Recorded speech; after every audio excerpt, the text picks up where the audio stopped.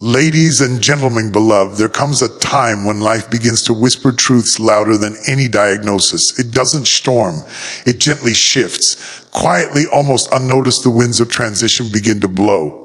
You've seen it, you've felt it. A grandmother who no longer knits. A grandfather who used to rise early and now sleeps through the dawn. A once vibrant soul who now stares off, not into space, but perhaps into the beyond. This message isn't just about recognizing the end beat, it's about honoring the journey, cherishing the final stretch, and preparing the heart. Because when someone we love is entering their last year, life gives us signs, subtle warnings you shouldn't ignore. There comes a moment in life where the spirit begins to speak in ways the mouth cannot. You see it, but you don't always understand it. A smile that once greeted you at the door now seems hesitant, like it's fading behind a curtain. Laughter that used to echo through the house becomes a rare visitor.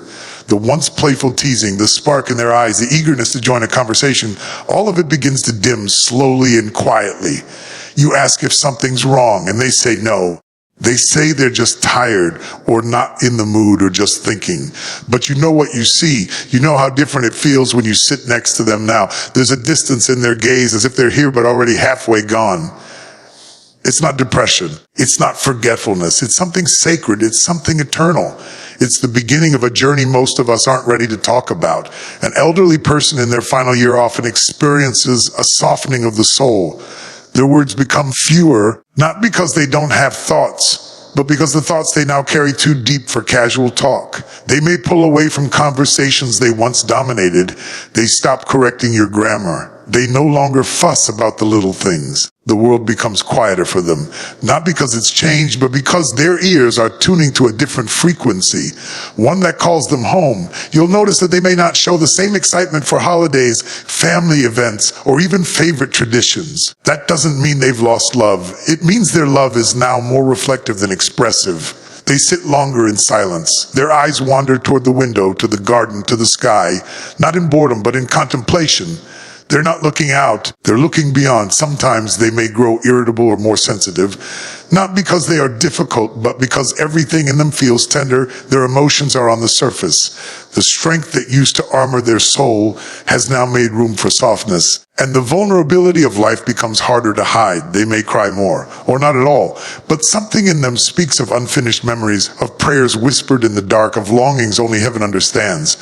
What used to matter no longer does. The news doesn't interest them. Politics sound like noise. Material things lose value.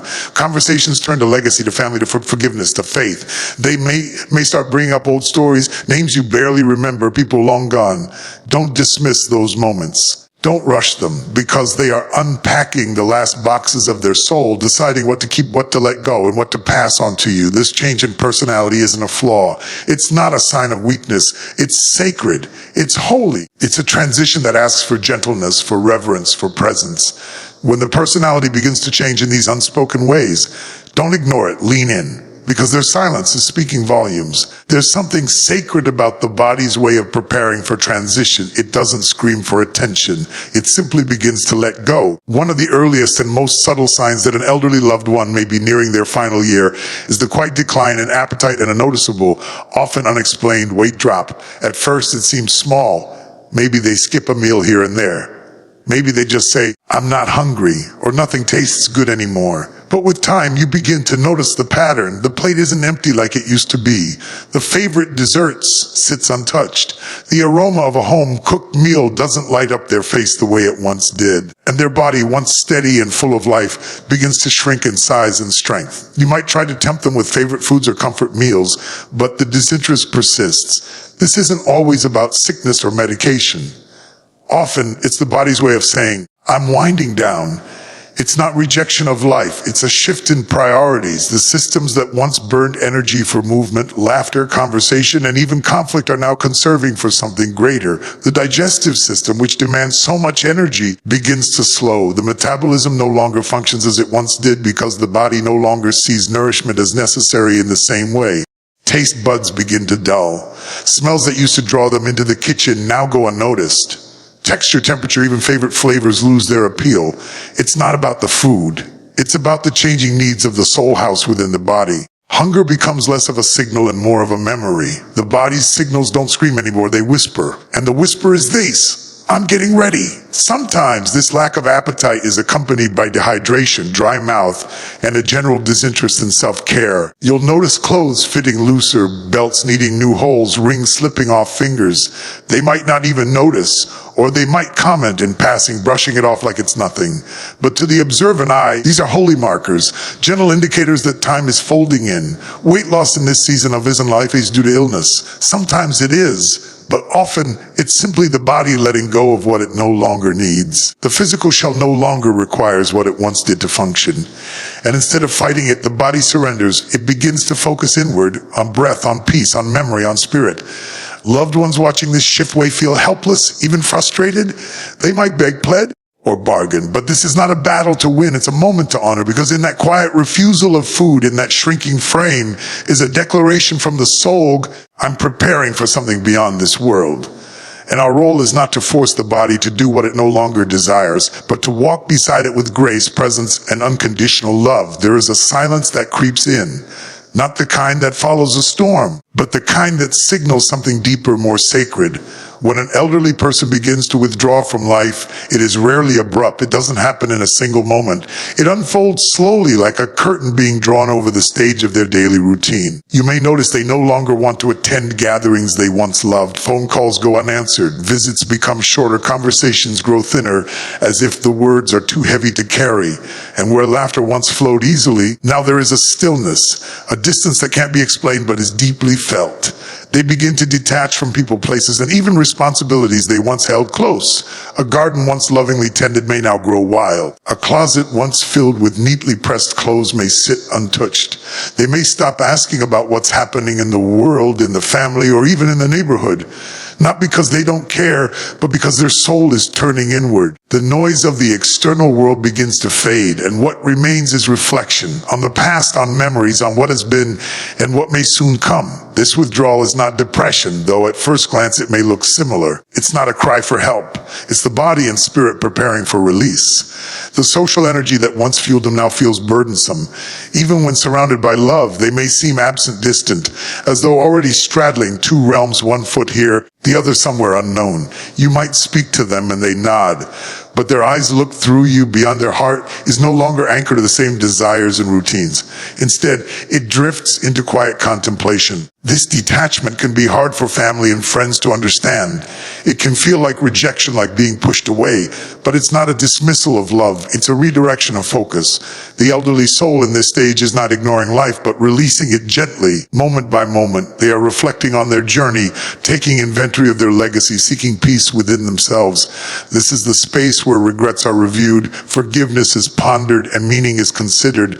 They are not disengaging out of despair. They are entering a season of sacred surrender.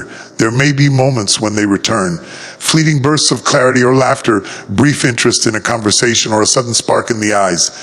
But those moments are often temporary, like a wave rising before the tide pulls back again. And that too is a sign, a gentle whisper that the spirit is in transition. When an elderly person begins to detach, what they need most is not to be pulled back into the demands of this world, but to be met with presence, loving, gentle, respectful presence. Because they are not lost, they are not broken, they are simply walking towards something you cannot yet see, preparing their heart for the home beyond this one. There is a weight that begins to settle into the bones, a heaviness that no amount of sleep can shake. When an elderly person enters what may be their final year, persistent fatigue and physical weakness are among the most visible and undeniable signs. But this isn't the kind of tiredness that comes from a busy day or a restless night. This is a different kind of exhaustion, deeper, quieter, and more profound. It's not just in the limbs or muscles, it's in the soul. You'll begin to notice how long it takes them to get out of bed in the morning. Movements that were once second nature now seem deliberate, slow and strained. Steps become shorter, more cautious. That firm, confident stride is replaced by a shuffle, a reliance on walls, furniture, or a guiding hand. Chairs are no longer places to rest briefly. They become sanctuaries of relief. Even sitting upright for long periods may feel taxing, prompting more naps, more moments of eyes closed, more time resting in silence. Simple tasks begin to feel monumental. Getting dressed, taking a shower, preparing a light meal, things they once without thinking now require effort, planning, and often assistance. And with every attempt, the body speaks louder. It says, I'm tired, not just from age, but from the journey. The muscles weaken, the joints stiffen, and energy becomes a rare currency they can no longer afford to spend freely. This fatigue often goes hand in hand with a lack of interest in once loved activities. Not because the passion is gone, but because the body no longer has the capacity to follow the heart's desire. The spirit may still be willing, but the vessel is fading. And sometimes you can see the frustration in their eyes, the knowing that what they long to do is slipping out of reach. Other times they simply surrender. They stop trying, they sleep more, they speak less. The fight begins to fade, not in defeat, but in acceptance. You may hear them say, I just don't have the strength anymore, or I feel tired all the time. These aren't complaints, they're confessions. Quiet revelations that the body is slowly releasing its hold on the life it once carried so vibrantly.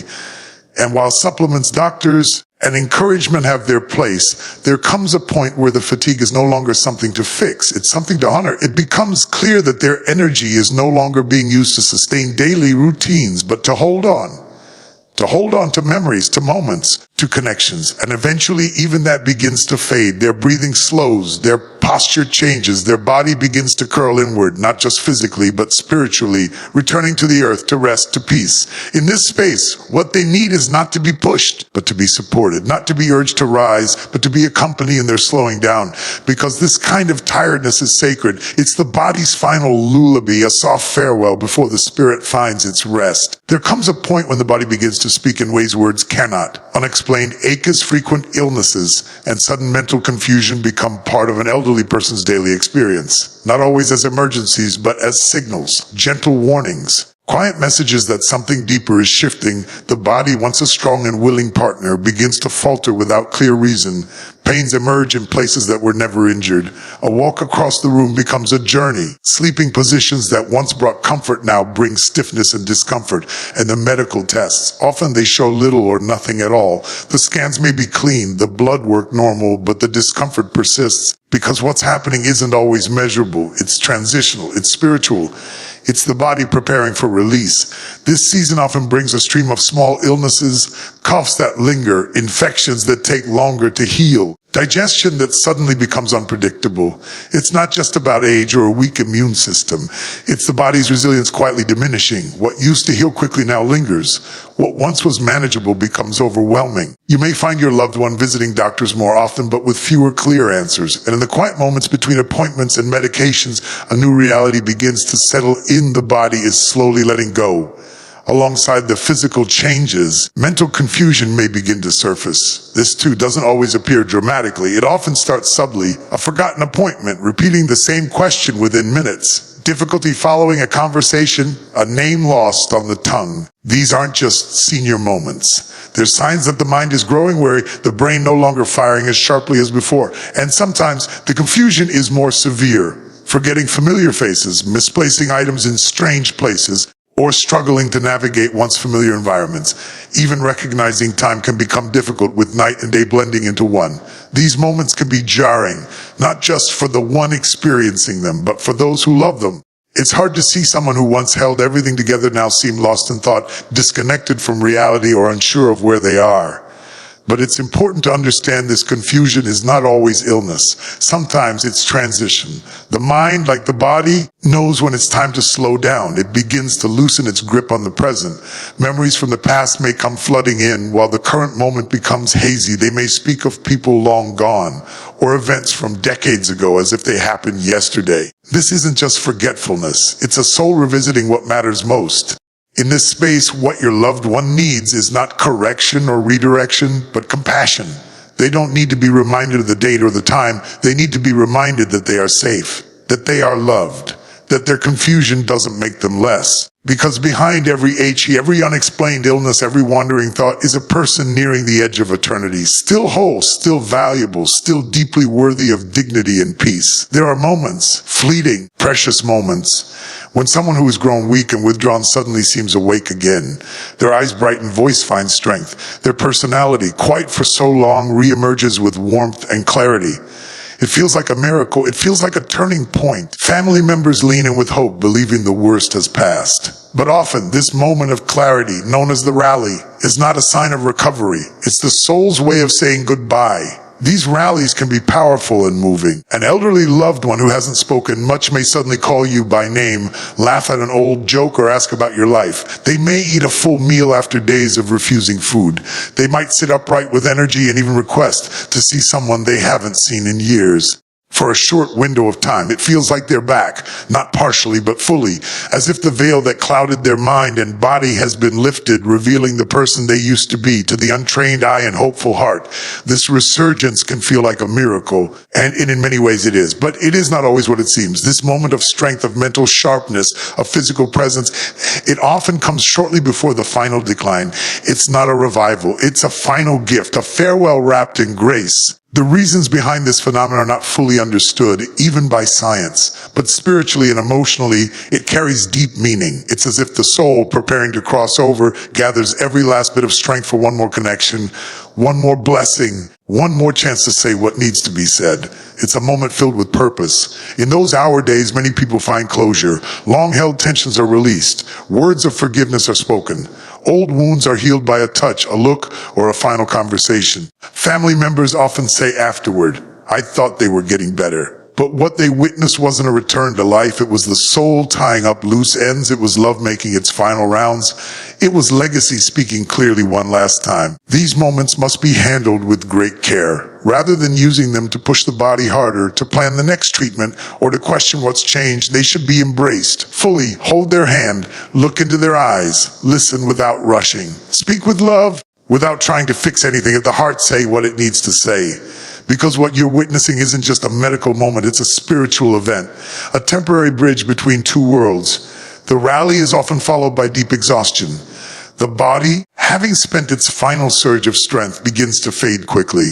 But for those who were present, that final moment of clarity becomes a gift that lasts forever, a memory that rises above the pain of loss. It's one last moment to be seen, to be known, and to be loved completely. In the final stretch of life, the body whispers what the heart already knows. Time is drawing near. The signs are there, though often subtle: the fading appetite, the growing silence, the awareness in every step, the confusion in familiar places, the aches with no cause, and sometimes the radiant clarity right before the goodbye. These are not just symptoms, they are sacred signals, gentle echoes from a soul preparing to go home. To witness these signs is to stand on holy ground. It is not a call to panic or to fix, but a call to be present, to honor the journey, to listen deeply, to love more patiently, and to recognize the beauty in every breath, even the final ones. In these moments, what matters most is not extending life at all costs, but ensuring that life ends with dignity, peace, and profound love. Let us not ignore these warnings. Let us not rush past them or brush them aside. They are gifts wrapped in sorrow, yes, but also in sacred purpose. When we recognize them, we give our loved ones the greatest honor to be seen, to be heard, and to be walked home with compassion. Because the end is not just an end, it is the final chapter of a story that deserves to be closed with grace.